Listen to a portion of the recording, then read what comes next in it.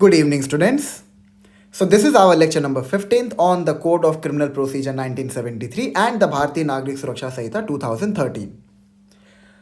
अपने lecture number 14th में हमने एक केस से डील किया था which was state of Haryana versus Chaudhary Bhajan Lal and others. ठीक है. इस केस का जजमेंट दिया था सुप्रीम कोर्ट ने और 2 जज बेंच बैठी थी इसमें. जो प्राइमरी इशू इस केस में रिवॉल्व कर रहा था is as to whether under section 482 the high court can invoke their inherent powers in order to quash an FIR. ठीक है. ये क्वेश्चन खड़ा हुआ था कि क्या हाई कोर्ट अपने इनहेरेंट पावर्स को एक्सरसाइज करते हुए FIR को क्वॉश कर सकती है. तो हमने इसको समझा था, लेकिन इस केस को पढ़ते हुए इस केस के जजमेंट तक पहुंचते हुए सुप्रीम कोर्ट को एक इशू से और डील करना था कि क्या section 154 of the code of criminal procedure के अंदर जो पुलिस ऑफिसर है, अगर उनके पास कोई इंफॉर्मेशन आती है about the commission of a cognizable offence, तो whether he is duty bound to register it as an FIR. इस क्वेश्चन से भी डील किया था, जहां पर सुप्रीम कोर्ट ने एफर्मेटिव में कहा था. एफर्मेटिव में कहा था मतलब कि उन्होंने कहा कि हाँ, पुलिस ऑफिसर के पास अगर कोई भी इंफॉर्मेशन आती है जो इस तरफ इंडिकेट करे कि हाँ एक कॉग्निजेबल ऑफेंस कमिट हुआ है, तो वहाँ पर पुलिस ऑफिसर ड्यूटी बाउंड है उसको एज एन FIR रजिस्टर करने के लिए. कॉग्निजेबल ऑफेंस कहाँ पे डिफाइंड है? सेक्शन 2C के अंदर. क्या बोलता है section 2C? It says where the police officer have the power to arrest without warrant. ठीक है. तो हमने इस चीज को समझा था. अब इस केस में प्रॉब्लम क्या थी ना, इस केस में प्रॉब्लम ये थी कि ये जजमेंट आया था एक टू जज बेंच द्वारा. एंड सुप्रीम कोर्ट के सामने जब भी ये सवाल खड़ा हुआ था कि सेक्शन 154 के अंदर FIR को रजिस्टर करना कंपलसरी है कि नहीं, तो उनके हमेशा ही कंफ्लिक्टिंग ओपिनियंस रहे इसको लेके. ठीक है. इसको लेके हमेशा ही सुप्रीम कोर्ट के कंफ्लिक्टिंग ओपिनियंस रहे हैं.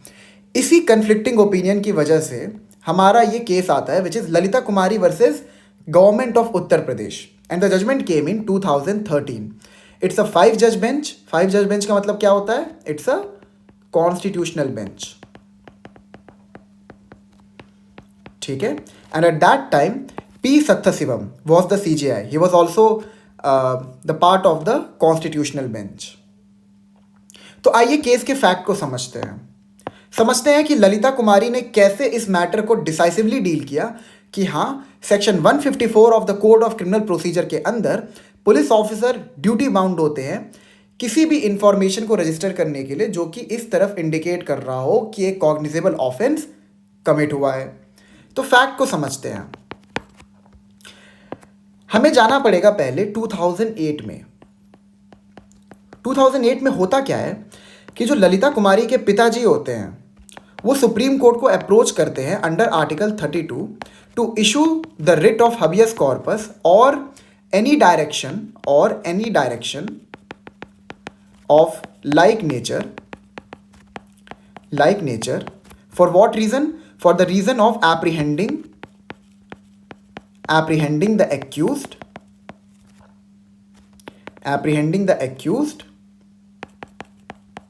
and to protect his minor daughter who has been kidnapped.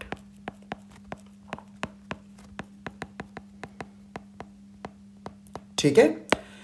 तो ललिता कुमारी के पिताजी आर्टिकल 32 के अंदर सुप्रीम कोर्ट को अप्रोच करते हैं to issue the writ of habeas corpus or any direction of the like nature, ताकि जो एक्यूज्ड है उसको जल्दी से जल्दी पकड़ा जाए एंड जो उनकी माइनर डॉटर है जिसको किडनैप कर लिया गया था उसको जल्दी से जल्दी ढूंढ के लाया जाए और प्रोटेक्ट किया जाए. ठीक है. अब ललिता कुमारी के पिताजी को आर्टिकल 32 के अंदर रिट पिटीशन फाइल करने की ज़रूरत क्या पड़ गई? आखिर वो पुलिस के पास भी जा सकते थे. बिल्कुल, वो पुलिस के पास गए थे. जब वो पुलिस के पास जाते हैं एक रिटन कंप्लेंट के साथ, ठीक है, and the written complaint was indicating towards that a commission of a cognizable offense has occurred. जो किडनैपिंग होता है ये कॉग्निजेबल ऑफेंस है, ठीक है। वो एक रिटन कंप्लेंट लेके पुलिस ऑफिसर के पास जाते हैं एंड पुलिस ऑफिसर उनकी इंफॉर्मेशन को रजिस्टर करने से मना कर देता है। अब इससे एग्रीव्ड फील करके, अब आपको ये चीज़ बहुत अच्छे से पता होगा, मैंने अपने लास्ट लेक्चर्स में आपको ये चीज़ बताया था कि अगर सेक्शन 154 सब सेक्शन 1 के अंदर पुलिस ऑफिसर किसी भी इंफॉर्मेशन को रजिस्टर करने से मना कर देती है तो वहाँ पर आप सेक्शन 154 सब सेक्शन 3 के अंदर सुपरिटेंडेंट ऑफ पुलिस को अप्रोच कर सकते हैं कि वो एफआईआर को लॉन्च करें। अगर वो भी मना कर दें तो आप फिर सेक्शन 156 सब सेक्शन 3 के अंदर जो जुरिस्डिक्शनल मैजिस्ट्रेट है उनको अप्रोच कर सकते हैं कि वो डायरेक्शन दें to the police officer to register an FIR and start the investigation, ठीक है। अब अगर जुरिस्डिक्शनल मैजिस्ट्रेट भी मना कर दे तो आपके पास एक और रेमेडी है कि आप सेक्शन 200 के अंदर मैजिस्ट्रेट के पास डायरेक्टली कंप्लेंट लॉन्च कर सकते हैं। अब कंप्लेंट प्रोसीडिंग क्या होता है वो हम लोग आगे के लेक्चर्स में समझेंगे। एंड अगर मैजिस्ट्रेट भी कंप्लेंट लेने से मना कर देते हैं तो आप फिर सेक्शन 482 के अंदर हाई कोर्ट की इनहेरेंट पावर्स को इन्वोक कर सकते हो। ये आपको बहुत अच्छे से पता है ना। तो जब सेक्शन 154 सब सेक्शन 1 में पुलिस ऑफिसर इंफॉर्मेशन को एज एन एफआईआर रजिस्टर करने से मना कर देते हैं तो फीलिंग एग्रीव्ड जो ललिता कुमारी के पिताजी होते हैं वो सेक्शन 154 सब सेक्शन 3 के अंदर एसपी को अप्रोच करते हैं विच is the superintendent of police. होता क्या है, ये जो सुपरिटेंडेंट ऑफ पुलिस होते हैं वो भी इस मैटर में कुछ खास इन्वेस्टिगेशन करते नहीं हैं, ठीक है। लिख देता हूं मैं यहां पे, इवन आफ्टर दैट, मतलब कि after the registration of FIR before the SP, even after that SP who registered an FIR did not take any steps to apprehend the accused। मतलब accused को पकड़ने के लिए सुपरिटेंडेंट ऑफ पुलिस ने भी कोई भी स्टेप्स नहीं उठाए। अब यहाँ पर वो बहुत ज़्यादा एग्रीव फील कर रहे थे। ऑफकोर्स उनकी बेटी इस मैटर में इन्वॉल्व्ड है जिसको किडनैप किया गया है, ठीक है, एंड उनकी बेटी को कोई ढूंढ भी नहीं रहा है। तो इससे एग्रीव फील करते हुए उन्होंने डायरेक्टली सुप्रीम कोर्ट को अप्रोच कर दिया under article 32 to issue the writ of habeas corpus or any direction of like nature. For what reason? For the reason of apprehending the accuse को पकड़ने के लिए and to protect his minor daughter who has been kidnap by the accused. Supreme Court जब इस matter से deal कर रहे होते हैं, ठीक है, मैं यहां से कंटिन्यू करता हूं। सुप्रीम कोर्ट जब 2008 में इस मैटर से डील कर रहे होते हैं तो उनको ना बहुत सारी डिस्पैरिटी मिलती है। अगेन मैं एक चीज़ बता देता हूं, जो है ये जो 2008 का जजमेंट है ना, ये सेम है Lalita Kumari versus government of Uttar प्रदेश, ठीक है। यहां पर 2 जज बेंच बैठे थे पहले, ठीक है। तो जब ये 2 जज बेंच ने इस मैटर से डील करने की कोशिश की तो दे फाउंड आउट कि there is a lot of disparity in registration of FIR by the police officers on case to case basis, ठीक है। डिस्पैरिटी का मतलब ये है यहाँ पे कि काफ़ी सारे स्टेट्स में पुलिस ऑफिसर मैंडेटरली एफआईआर को रजिस्टर करते थे और कई सारे स्टेट्स में पुलिस ऑफिसर रिफ्यूज कर देते थे एफआईआर को रजिस्टर करने से, ठीक है। यहाँ पर 2008 के केस में सुप्रीम कोर्ट ने डायरेक्शन दिया टू ऑल द अथॉरिटीज, ठीक है। सुप्रीम कोर्ट ने डायरेक्शन दिया 2008 के केस में कि एफआईआर की रजिस्ट्रेशन इमीडिएटली होनी चाहिए। FIR registration should be made immediately,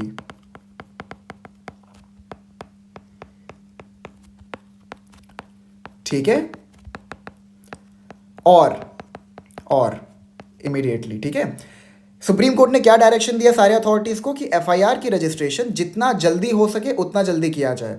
even though मतलब प्रॉब्लम क्या थी? प्रॉब्लम ये थी ना कि डिस्पैरिटी थी, स्टेट टू स्टेट बेसिस में बहुत डिस्पैरिटी थी। कुछ स्टेट्स जो थे वो मैंडेटरली एफआईआर को रजिस्टर कर देते, कुछ स्टेट्स मना कर देते थे। वो कहते थे कि नहीं, मतलब हम अभी एफआईआर रजिस्टर नहीं करेंगे, हम पहले एक प्रीलिमिनरी इन्वेस्टिगेशन करेंगे and after that if we come to the conclusion कि एफआईआर को रजिस्टर करना है तो हम करेंगे, नहीं तो नहीं करेंगे, ठीक है, मतलब काइंड ऑफ वहाँ पर एक डिस्क्रिशन मिल के रखी है पुलिस ऑफिसर को कि अगर वो चाहें तो एफआईआर को रजिस्टर कर सकते हैं, अगर वो नहीं चाहें तो वो नहीं करेंगे।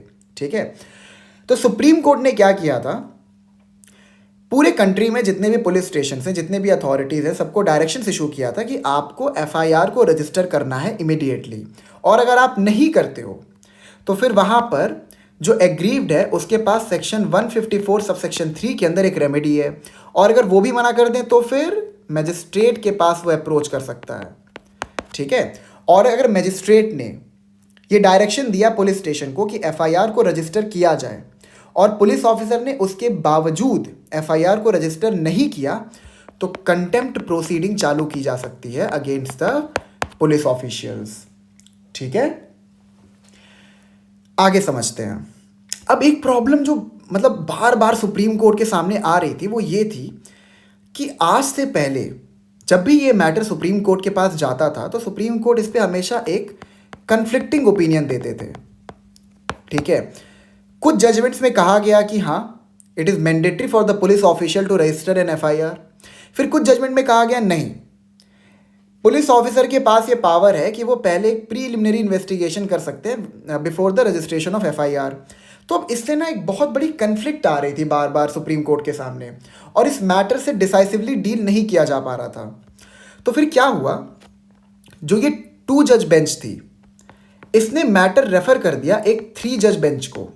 ठीक है, 3 जज बेंच ने भी अपने आप को इनकम्पैटिबल पाया इस पर्टिकुलर मैटर से डील करने के लिए। तो इन दी एंड, ताकि इस मैटर से डिसाइसिवली डील किया जा सके, एक कॉन्स्टिट्यूशनल बेंच बैठाई गई। ठीक है, एक कॉन्स्टिट्यूशनल बेंच बैठाई गई जिसमें कितने जजेस होते हैं, 5 जज बेंच। 2013 में फिर इस कॉन्स्टिट्यूशनल बेंच का जजमेंट आता है। 2012 में इस 3 जज बेंच ने मैटर को रेफर कर दिया था बिफोर अ 5 जज बेंच। तो आपको पूरा फैक्ट समझ में आ गया ना कि 2008 में एक केस चालू हुआ, मैटर रेफर किया गया एक 3 जज बेंच को बाय द 2 जज बेंच। ठीक है, एंड फिर वो 3 जज बेंच भी अपने आप को इनकम्पैटिबल पाती है इस आंसर से डील करने के लिए, तो एक कॉन्स्टिट्यूशनल बेंच को सेटअप किया जाता है जिसका जजमेंट आता है 2013 में। ठीक है, इतना आपको क्लियर हो गया। ठीक है, अब हम लोग आएंगे एक बार सेक्शन 154 की लैंग्वेज पे। क्या बोलता है section 154, information in cognizable cases. Cognizable cases कहाँ पे डिफाइंड है, सेक्शन 2C में, मतलब कि किसी भी कॉग्निजेबल ऑफेंस की अगर आपको इंफॉर्मेशन देनी है तो आप सेक्शन 154 के अंदर देंगे, और अगर नॉन कॉग्निजेबल ऑफेंस की इंफॉर्मेशन देनी है तो सेक्शन 155 के अंदर। ठीक है, information in cognizable cases, every information, हमने ये चीज़ पढ़ा था, यहाँ पर इंफॉर्मेशन से पहले कोई भी क्वालिफाइड टर्म लाइक रीजनेबल और क्रेडिबल यूज़ नहीं हुआ है। मतलब इंफॉर्मेशन चाहे कैसी भी हो, if it relates to the commission of a cognizable offence, तो वहाँ पर पुलिस ऑफिसर को मैंडेटरली उसको रजिस्टर करना पड़ेगा एज एन एफआईआर। आगे बढ़ते हैं। If given orally to an officer in charge of a police station, shall be reduced to writing by him or under his direction and be read over to the informant, and every such information, whether given in writing or reduced to writing as aforesaid, shall be signed by the person giving it. अब यहां पर ये क्या कह रहा था, यहां पर ये कह रहा है कि इंफॉर्मेंट जो भी इंफॉर्मेशन पुलिस ऑफिसर को देगी वो इंफॉर्मेशन इंफॉर्मेंट को पढ़ के सुनाना पड़ेगा, और साथ ही साथ इंफॉर्मेंट का साइन भी लिया जाएगा। इसके पीछे का रीजनिंग क्या था, इसके पीछे का क्या रीजनिंग था, ताकि जो false and frivolous cases file किए जाते हैं पुलिस स्टेशन में, अगर इन्वेस्टिगेशन के बाद पता चलता है कि एफआईआर को लॉन्च करने के पीछे एक मैलिफाइड इंटेंशन था, तो वहाँ पर उस इंफॉर्मेंट को प्रोसिक्यूट किया जा सकता है अंडर सेक्शन 211 ऑफ आईपीसी। ये मैंने आपको लास्ट लेक्चर में बताया था। Shall be signed by the person giving it, and the substance thereof shall be entered in a book to be kept by such officer in such form as the state government may prescribe in this behalf. इसका मतलब क्या है कि जो state government है वो एक FIR book को रजिस्टर करने का डायरेक्शन देगी to all the police stations in a state. ठीक है, और जो भी डायरेक्शन होगा उसी के मुताबिक उसी फॉर्म में बुक को मेंटेन करना है। ठीक है, और ये बुक जो यहाँ पे मेंशन्ड है ना, this is the FIR book. ये आप ध्यान रखिएगा कि स्टेट गवर्नमेंट बताती है कि बुक का फॉर्मेट कैसा होगा, ना कि हाई कोर्ट ना कि सुप्रीम कोर्ट। इसके पीछे की रीजनिंग क्या है? क्योंकि जो पुलिस ऑफिसर्स होते हैं they are a part of the executive machinery, not the judicial machinery. Clear है आपको यहां तक? ठीक है, अब आगे बढ़ते हैं। हमें फैक्ट समझ में आ गए, हमने सेक्शन 154 की लैंग्वेज को पेरूज कर लिया। अब हम लोग आते हैं कि सुप्रीम कोर्ट का इस पर क्या कहना था और कैसे सुप्रीम कोर्ट ने डिसाइसिवली इस मैटर को सेटल किया।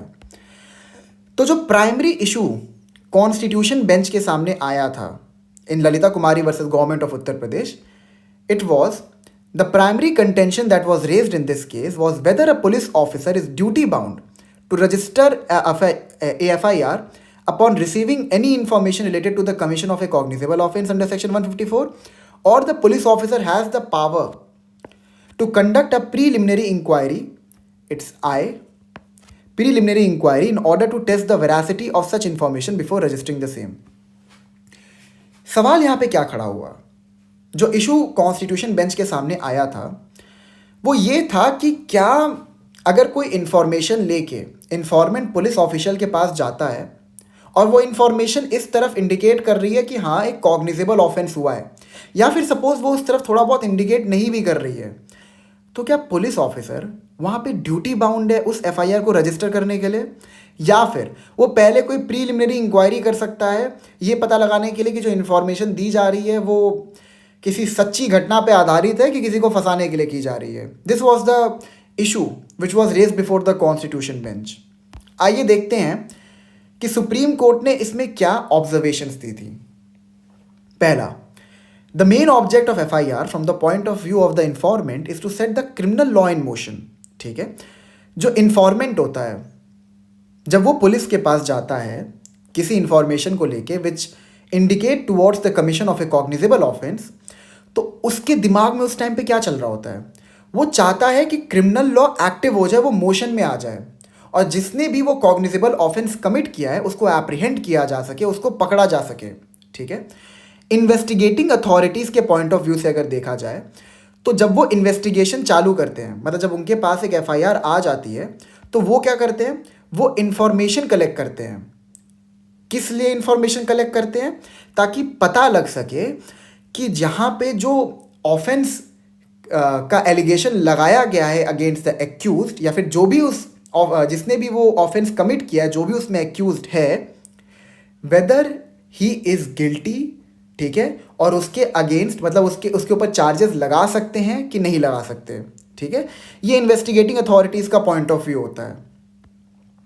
अब मैंने आपको थोड़ी देर पहले बताया था कि सुप्रीम कोर्ट का इस इशू पे लेके कि क्या सेक्शन 154 के अंदर FIR को रजिस्टर करना कंपलसरी है कि नहीं को लेके बहुत ही डाइवर्जेंट और बहुत ही कन्फ्लिक्टिंग ओपिनियंस रहे हैं। ठीक है, अगर हम एक केस देखते हैं which was state of Maharashtra versus Sarangdhar Singh Shivdas Singh Chavan 2010 Supreme Court, तो इसमें होता क्या है कि एक बंदा होता है जिसका नाम था गोकुल चंद। ठीक है, स्टेट गवर्नमेंट ने ये ऑर्डर दिया टू द डिस्ट्रिक्ट कलेक्टर कि गोकुल चंद के अगेंस्ट कोई भी FIR रजिस्टर ना किया जाए without getting the permission of district anti money lending committee.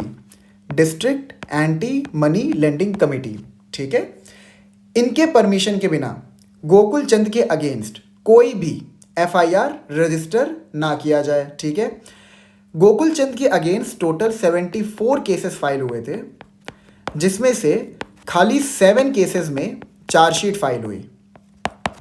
ठीक है, जिसमें खाली 7 केसेस में चार्जशीट को फाइल किया गया था।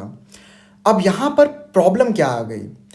प्रॉब्लम ये हो गई कि मतलब ऑब्वियस सी बात है 74 केसेस फाइल हुए थे, उसमें से खाली 7 की चार्जशीट फाइल हुई, बाकी केसेस का क्या है कि नहीं?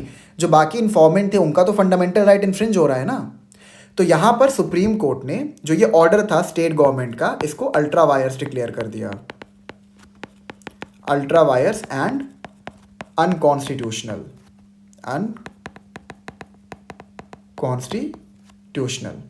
ठीक है, और सुप्रीम कोर्ट ने यह भी कहा कि जो यहाँ पर स्टेट गवर्नमेंट का ऑर्डर था, it was ultra vires and this signifies कि सेक्शन 154 के अंदर the police officer is duty bound to register an FIR। समझ में आ गया?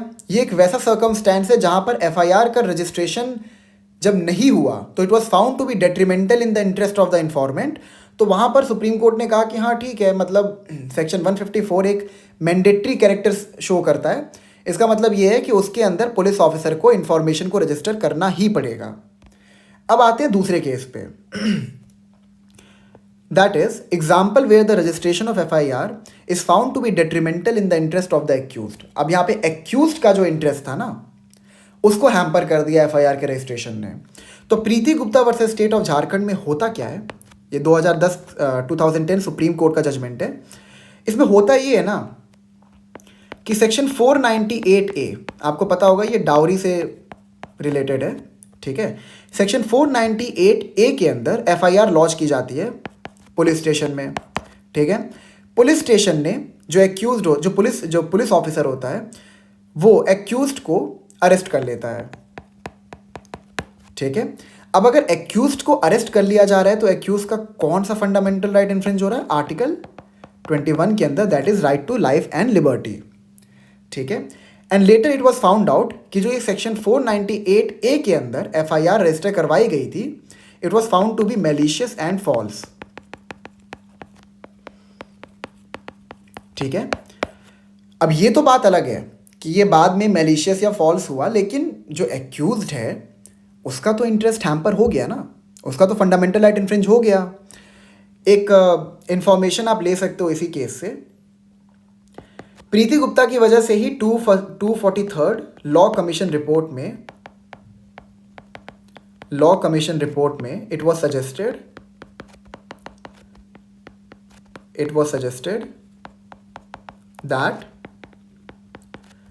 that the offense of dowry should be made compoundable,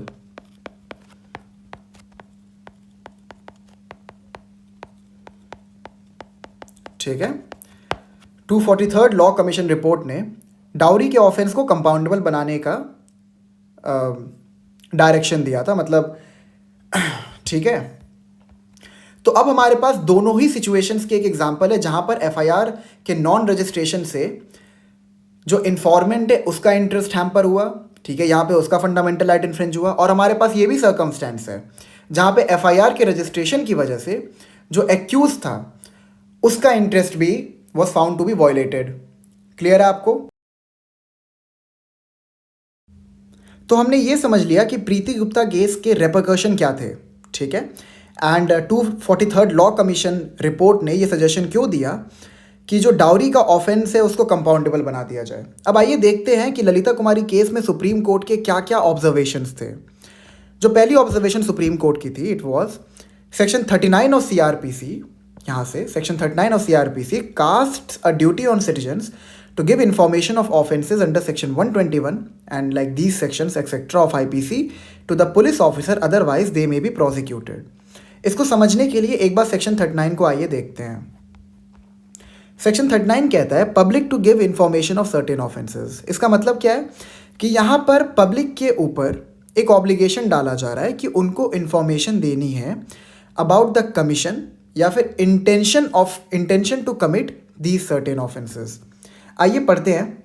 यहाँ पर कहता है every person, not any specific person but every person aware of the commission of or of the intention of any other person to commit any offense punishable under any of the following sections of the Indian Penal Code। यहाँ पर ये क्या कह रहा है? ये कहता है कि अगर किसी भी इंसान को ये पता है कि ये जो इन्यूमरेटेड सेक्शंस हैं सेक्शन 39 के अंदर ऑफ इंडियन पीनल कोड, इससे रिलेटेड कोई ऑफेंस होने वाला है या किसी ने इससे रिलेटेड कोई ऑफेंस किया है, तो वहाँ पर उसको, यहाँ पे नीचे पढ़ते हैं, shall in the absence of any reasonable excuse, the burden of proving which excuse shall lie upon the person so aware, forthwith, जितना जल्दी हो सके तुरंत के तुरंत, give information to the nearest magistrate or police officer of such commission or intention। Section 39 ये कहता है ऑफ सीआरपीसी कि जो पब्लिक हैं उनके ऊपर एक रिस्पॉन्सिबिलिटी डाली गई है, एक ऑब्लिगेशन डाली गई है कि अगर उनको पता है कि इनमें से जो ये सेक्शंस दिए हुए हैं आईपीसी के, इनमें से कोई भी सेक्शन का ऑफेंस कमिट हुआ है, ठीक है, या फिर किसी इंसान का ये इंटेंशन है कि वो इन ऑफेंसेस को कमिट करे, ठीक है, तो यहाँ पर जो पब्लिक है यानी एवरी पर्सन, उनकी रिस्पॉन्सिबिलिटी बनती है कि वो नियरेस्ट मैजिस्ट्रेट को या फिर पुलिस ऑफिसर को इन ऑफेंस के कमीशन की या फिर intent to commit of these offences की इंफॉर्मेशन दे। किसको इंफॉर्मेशन देगा? टू द नियरेस्ट मैजिस्ट्रेट और पुलिस ऑफिसर। और अगर वो ये चीज़ नहीं करते हैं तो दे मे बी प्रोसिक्यूटेड। तो आपको यहाँ पर एक मतलब एक कहीं ना कहीं कुछ कॉन्ट्ररी सा नहीं लग रहा है? एक तरफ सेक्शन 154 में आप पुलिस ऑफिसर को ये पावर देते हो कि अगर उसके पास कोई कॉग्निजेबल ऑफेंस की इंफॉर्मेशन आती है तो उसके पास ये डिस्क्रिशन है कि वो उस इंफॉर्मेशन को एज एन एफआईआर रजिस्टर करेगा कि नहीं। दूसरी तरफ आप पब्लिक के ऊपर ये ऑब्लिगेशन डालते हो कि अगर उनको पता है कि ये कोई भी कॉग्निजेबल ऑफेंस कमिट होने वाला है या फिर कमिट हो चुका है तो उसको पुलिस ऑफिशियल को इसकी इन्फॉर्मेशन देनी है। इन्फॉर्मेशन का मतलब वही है कि वहाँ पर वो इन्फॉर्मेशन दे और पुलिस ऑफिसर उसको रजिस्टर करे एज एन एफआईआर, ठीक है। तो यहाँ पे ये मतलब काफ़ी बड़ा कॉन्ट्रा डिस्टिंक्शन हो जा रहा है, ठीक है। तो अगर इसको देखा जाए तो सेक्शन 39 को पेरूज करने के बाद the supreme court came to the conclusion, पढ़ते हैं सेक्शन 39 यहाँ से, to the police officer, otherwise they may be prosecuted. It would be absurd to suggest that though it is the duty of every citizen to inform about commission of an offence, but it is not obligatory on the officer in charge of a police station to register the report. Absurd है, ठीक है। The word shall under section 39 has to be given the same meaning as the word shall under section 154. हमने क्या पढ़ा था section 39 के अंदर कि it is mandatory, यहाँ देखिए यहाँ पे shall यूज हुआ है, shall, it is mandatory to any person जिसको पता है कि ऑफेंस कमिट होने वाला है या फिर कमिट हो चुका है, उसके ऊपर ये ऑब्लिगेशन मैंडेटरली लगाया गया है कि उसको पुलिस ऑफिशियल को बताना है या फिर मजिस्ट्रेट को बताना है। और अगर वो नहीं बता पाता है तो उसको ये प्रूफ करना पड़ेगा कि हम आपको प्रोसिक्यूट क्यों ना करें, ठीक है। अगर वो कोई रीजनेबल एक्सक्यूज़ दे देता है तब तो ठीक है, अगर नहीं दे पाता है तो यहाँ पर उस बंदे को प्रोसिक्यूट किया जा सकता है। तो यहाँ पर सुप्रीम कोर्ट ने यही कहा कि सेक्शन 39 के अंदर आप पहले तो सिटीजन्स के ऊपर एक ड्यूटी डालते हो कि उनको इन्फॉर्मेशन देनी है कुछ कॉग्निजेबल ऑफेंसेस की, और अगर वो देने में फेल कर जाते हैं तो उनको प्रोसिक्यूट किया जाएगा। दूसरी तरफ आप पुलिस ऑफिशियल को ये पावर देते हो कि उसके पास ये डिस्क्रिशन है कि वो उस इन्फॉर्मेशन को रजिस्टर करे कि ना करे, ठीक है। तो यहाँ पर क्या कहा सुप्रीम कोर्ट ने? सुप्रीम कोर्ट ने यही कहा कि जो सेक्शन 39 के अंदर जो टर्म शैल यूज़ हुआ है वो उसका सेम मीनिंग है as the word shall which has been used in the section 154, and in the end the supreme court said कि yes it is mandatory for the police official to register an information as an FIR if it indicate towards the commission of a cognizable offence. आगे बढ़ते हैं। Fifth, it was argued from the side of the defendants. Defendants ने यह argue किया according to section 166A of the Indian penal code the non-registration of FIR is punishable as an offence only for certain offences. It signifies that for other offences, registration of FIR is not mandatory, as non-registration of other offences has not been made punishable. मैं समझाता हूँ यहाँ पे क्या कहना चाहते हैं। मतलब रेस्पोंडेंट्स का क्या पॉइंट ऑफ व्यू था। इसके लिए आपको एक बार सेक्शन 166A को रेफर करना पड़ेगा of the Indian penal code. It talks about public servant disobeying direction under law.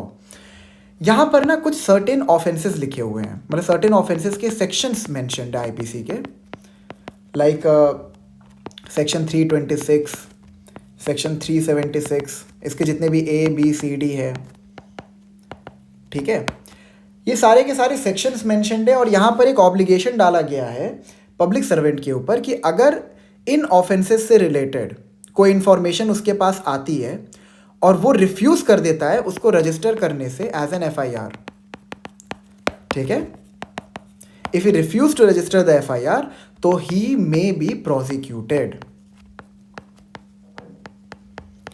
तो रेस्पोंडेंट्स ने यहाँ पर ये आर्ग्यू किया कि जब सिर्फ इन्हीं ऑफेंसेस के लिए पुलिस ऑफिशियल को आप प्रोसिक्यूट कर रहे हो अगर वो उनको रजिस्टर नहीं करता है, तो इसका मतलब तो यही हुआ ना कि जो बाकी ऑफेंसेस हैं आईपीसी के अंदर उसका रजिस्ट्रेशन मैंडेटरी नहीं है, वहाँ पर एक प्रीलिमिनरी इन्वेस्टिगेशन कंडक्ट किया जा सकता है। आइए सुप्रीम कोर्ट ने क्या बोला इस पर देखते हैं। ठीक है, as non-registration of other offences has not been made punishable.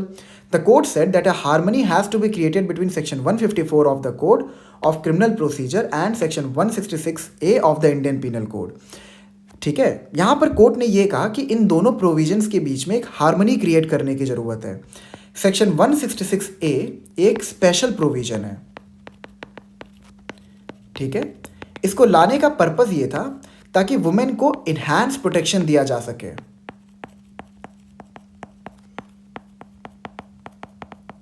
ठीक है, ताकि वुमेन को इन्हांस्ड प्रोटेक्शन दिया जा सके। आगे पढ़ा जाए। This special provision was inserted in light of the poor condition of women in the state, therefore this section provides for enhanced protection to the women. ठीक है, हमें सेक्शन 154 और सेक्शन 166A के अंदर के बीच में एक हार्मनी क्रिएट करने की ज़रूरत है। ठीक है, नहीं तो ऐसे अगर आप इंटरप्रेट करोगे तो कहीं ना कहीं कंक्लूजन तो यही निकल के आ रहा है ना कि बाकी ऑफेंसेस की FIR को रजिस्टर करना इज़ नॉट मैंडेटरी।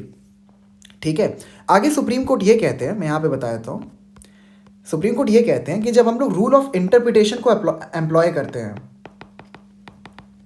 ठीक है, जब रूल ऑफ इंटरप्रिटेशन को एम्प्लॉय किया जाता है तो until and unless there is any ambiguity, मतलब जब तक कोई भी एम्बिग्विटी नहीं क्रिएट हो रही है तब तक आप उस प्रोविजन को सिर्फ लिटरल इंटरप्रिटेशन देंगे।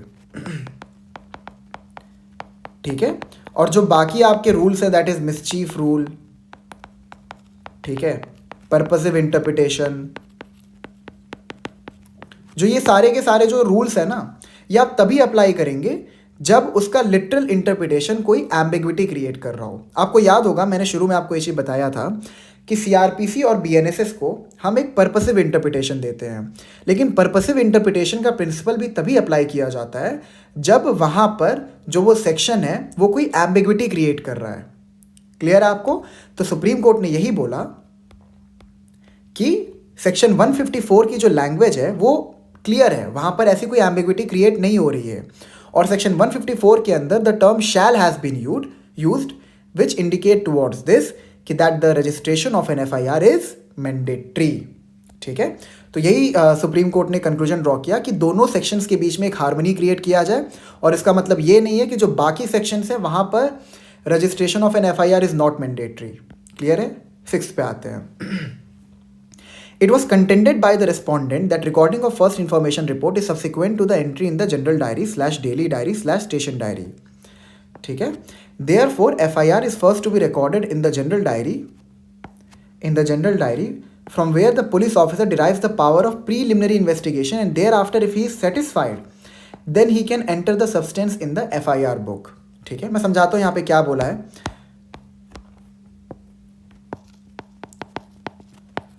यहाँ पर रिस्पोंडेंट्स ने यह आर्ग्यू किया कि पुलिस ऑफिशियल को एक डायरेक्शन दिया गया है कि they have to maintain a daily diary. ठीक है, जैसे सपोज ए है, उसने पुलिस को कॉल किया और बोला कि मैंने एक ऑफेंस कमिट होते हुए देखा है, यहाँ पर किसी पर्टिकुलर प्लेस पे मैंने एक ऑफेंस कमिट होते हुए देखा है। ठीक है, तो पुलिस ऑफिशियल तुरंत अपनी गाड़ी निकालेंगे और उस जगह पर चले जाएंगे जहाँ पर वो ऑफेंस कमिट हुआ है। ठीक है, अब हो सकता है वहाँ पर उनको कोई इन्फॉर्मेंट नहीं मिल रहा हो, वहाँ पर कोई विटनेस भी ना हो, तो वहाँ पर पुलिस ऑफिसर पहुँचते ही सबसे पहला काम क्या करती है कि वहाँ पे जो भी उनको दिख रहा है, जो भी उनको लगता है कि ऑफेंस कमिट हुआ है, उसको जनरल डायरी में नोट डाउन कर लेती है। ठीक है, उसको जनरल डायरी में नोट डाउन कर लेती है। एंड फिर जो रेस्पोंडेंट हैं उनका कहना यही है कि जो जनरल डायरी में जो पुलिस ऑफिसर जो इन्फॉर्मेशन को नोट डाउन कर रही है, वहाँ से they are deriving the power of preliminary investigation. ठीक है, मतलब यहाँ पर ये है कि अगर ऑफेंस को पहले जनरल डायरी में नोट डाउन किया जा रहा है ना कि FIR बुक में, तो इसका मतलब ये है कि कहीं ना कहीं एक प्रीलिमिनरी इन्वेस्टिगेशन करने की पावर पुलिस ऑफिशियल के पास है, एंड उसके बाद if they are satisfied then they can launch the FIR। ठीक है, आगे पढ़ते हैं यहाँ पे क्या कह रहा है सुप्रीम कोर्ट। ठीक है, the court rejected this argument and said general diary is maintained via section 44 of the Police act. Supreme Court ने ये कहा कि जो जनरल डायरी को मेंटेन करने की पावर है पुलिस ऑफिशियल के पास, they are not deriving it from CrPC. ठीक है, ये पावर वो डिराइव करते हैं from section 44 of the Police Act 1861। आगे सुप्रीम कोर्ट ने क्या कहा, general diary record of all important events taking place in a police station. It is in this context that gist or substance of each FIR being registered in the police station is also mentioned in the general diary, since registration of FIR is also a very important event। यहाँ पर supreme Court ने ये कहा कि जो general diary है जिसको maintain करने की पावर पुलिस ऑफिशियल डिराइव करते हैं from section 44 of the Police Act 1861, उसमें क्या नोट डाउन किया जाता है, उसमें जो भी पुलिस स्टेशन में इंपॉर्टेंट इवेंट्स टेक प्लेस कर रहे होते हैं उनको नोट डाउन किया जाता है।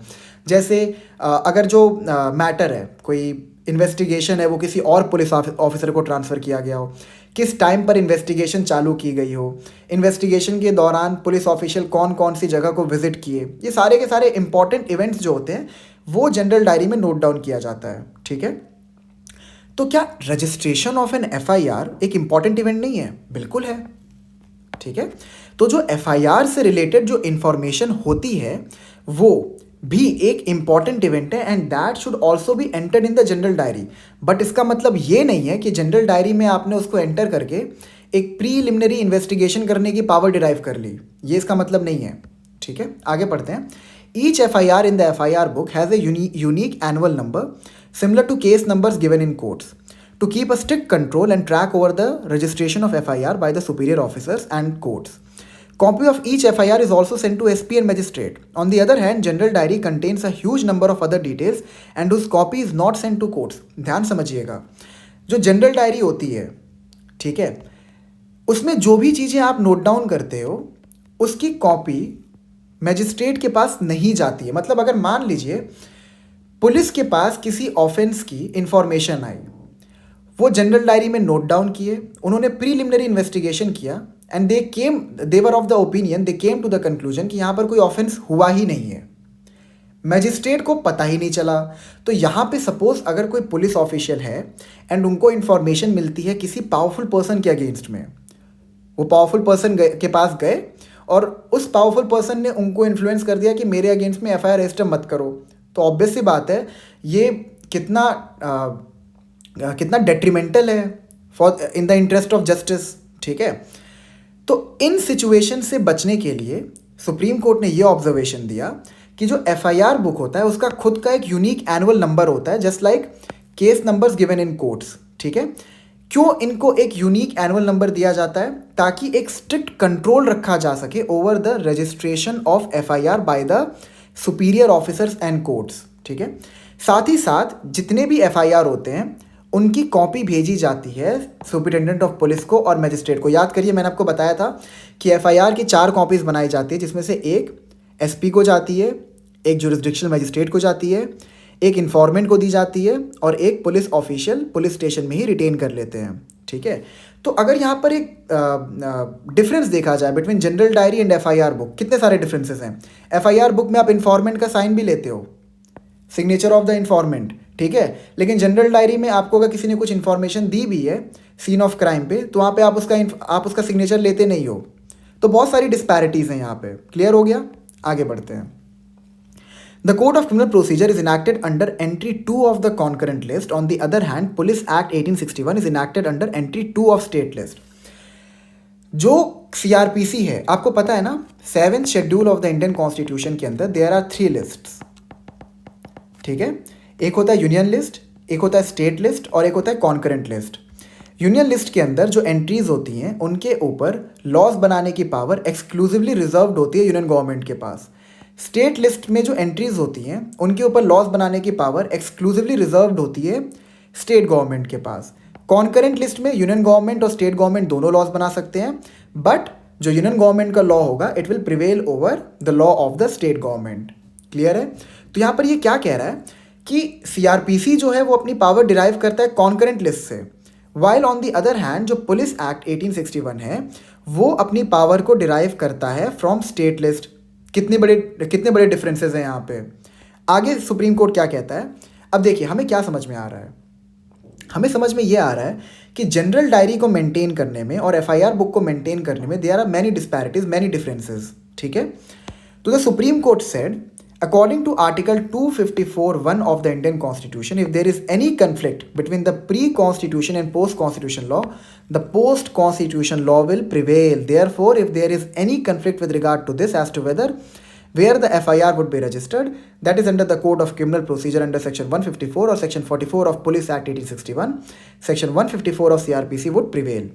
इसका मतलब यही है कि हम यहाँ पे देख पा रहे हैं कि इस चीज़ को लेके बहुत कंफ्यूजन आ रहा है कि एफआईआर को स्पेसिफिकली रजिस्टर कहाँ किया जाता है, that is under section 44 of police act या फिर section 154 of CrPC.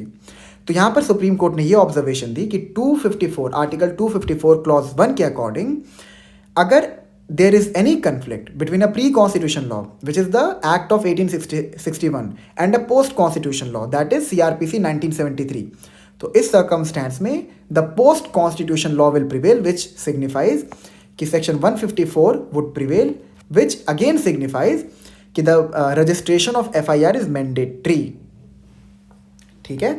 Seventh, section 154 subsection 1 read with section 41 subsection 1 a and g also clearly indicated that no qualified terms like reasonable or credible has been used.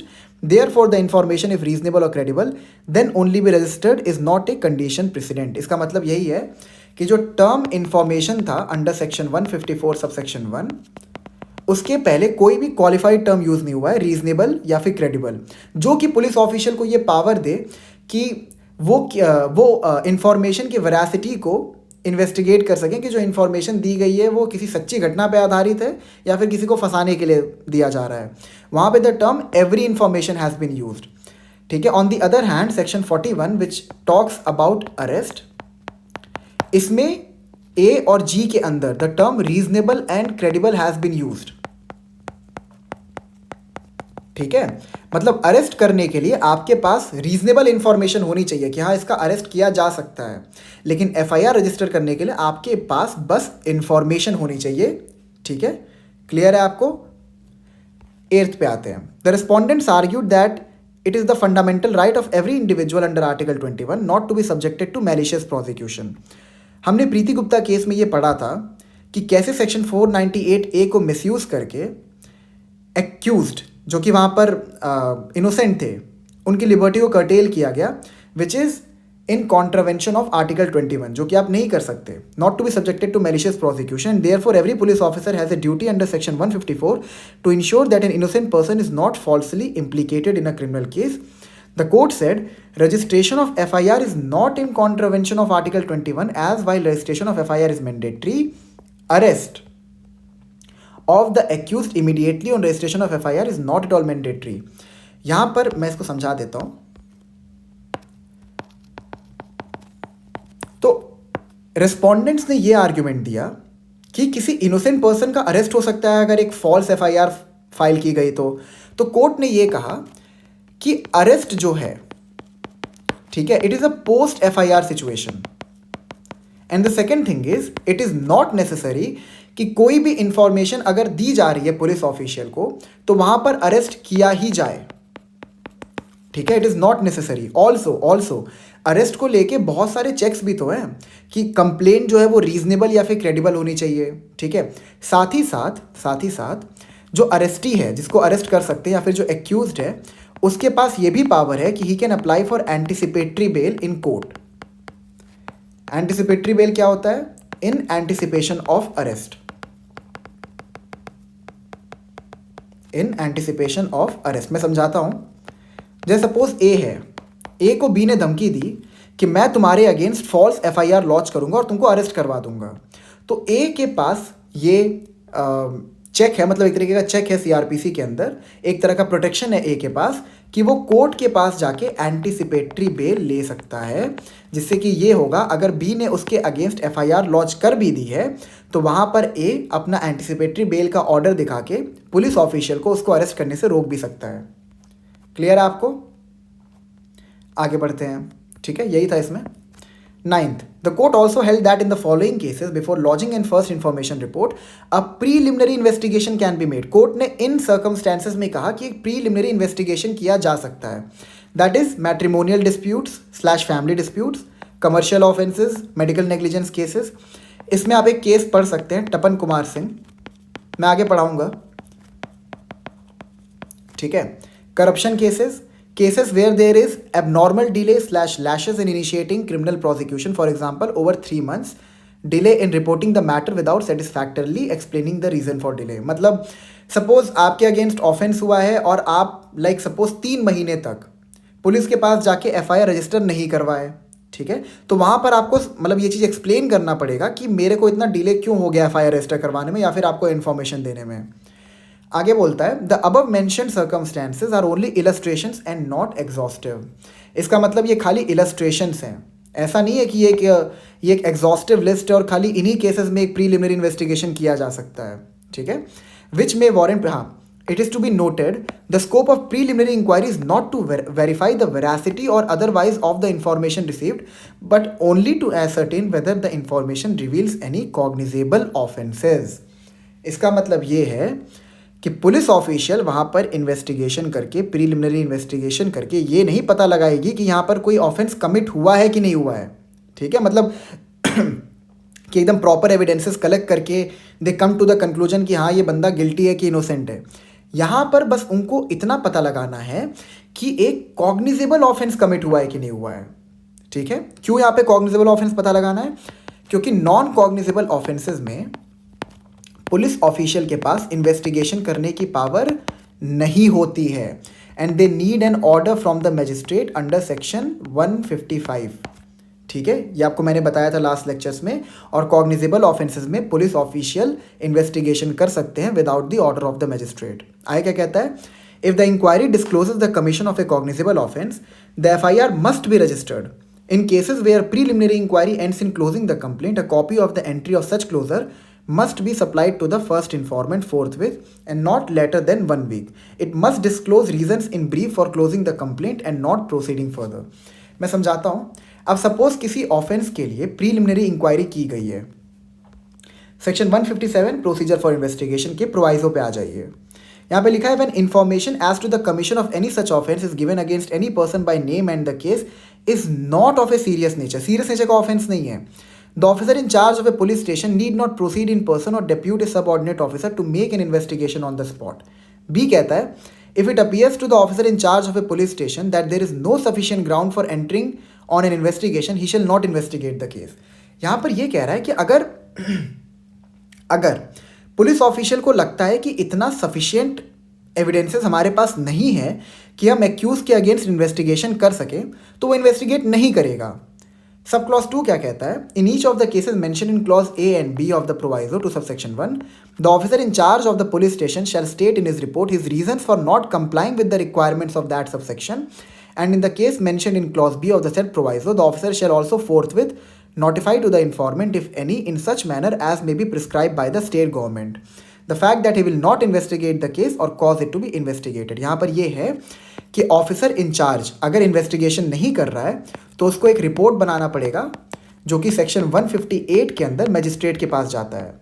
और आपको ये चीज़ बहुत अच्छे से ध्यान होगा कि मजिस्ट्रेट पुलिस ऑफिशियल के किसी भी रिपोर्ट से बाउंड नहीं है, ठीक है। यहाँ पे चेक्स दिए हुए हैं कि अगर पुलिस ऑफिसर इन्वेस्टिगेशन नहीं कर रहा है तो यहाँ पे 2 चेक्स दिए हैं। पहला कि मजिस्ट्रेट को रिपोर्ट भेजा जाएगा एंड दूसरा यहाँ पर ये कहा जा रहा है कि जो इन्फॉर्मेंट है उसको भी ये चीज़ इन्फॉर्म किया जाएगा कि हम आपके मैटर में इन्वेस्टिगेशन नहीं कर रहे हैं, ताकि इन्फॉर्मेंट जो है वो चाहे तो जो बाकी अपील के प्रोविजंस हैं उनको एक्सरसाइज कर सके। क्लियर है आपको? तो यहाँ पर ये क्या कहता है? ठीक है, यहाँ पे ये कहता है कि अगर इंक्वायरी से पता चलता है कि एक कॉग्निजेबल ऑफेंस हुआ है तो FIR को कंपलसरली रजिस्टर करना पड़ेगा।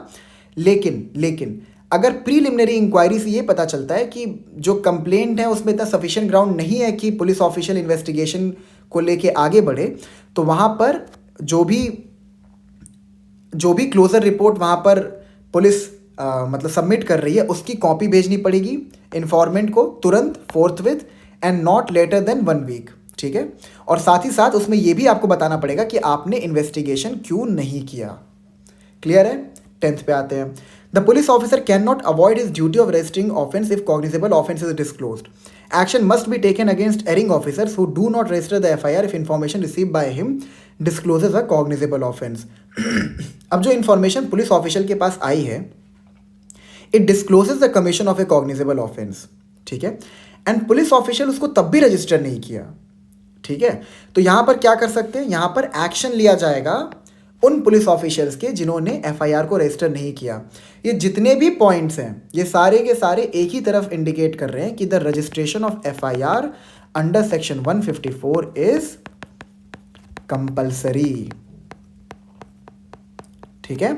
11th बोलता है while ensuring and protecting the rights of the accused and the complainant, a preliminary inquiry should be made time bound and in any case it should not exceed 15 days। मतलब कि अगर preliminary inquiry की भी जा रही है तो 15 दिन से ज़्यादा टाइम नहीं लगना चाहिए प्रीलिमिनरी इंक्वायरी को कंक्लूड करने में, और एक्सेप्शनल केसेस हैं तो वहाँ पर 6 हफ्ते का टाइम पीरियड दिया जा सकता है, ठीक है।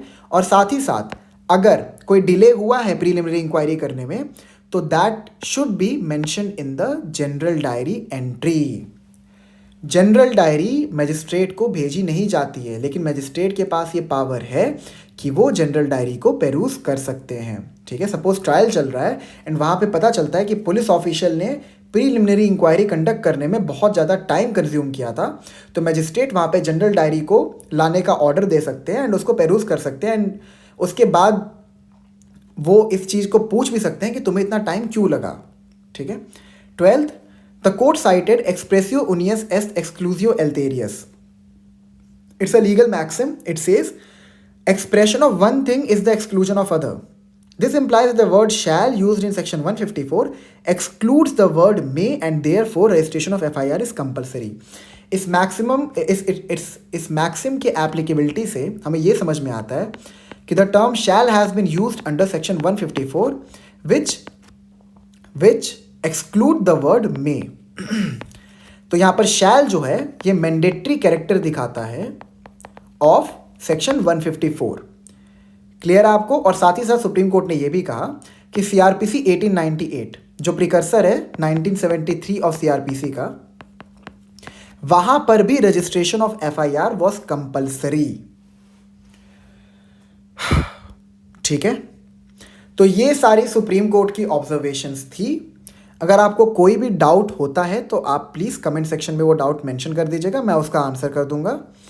So this is all for today. Next lecture में हम लोग एंटी टाइम्ड एफआईआर के बारे में पढ़ेंगे,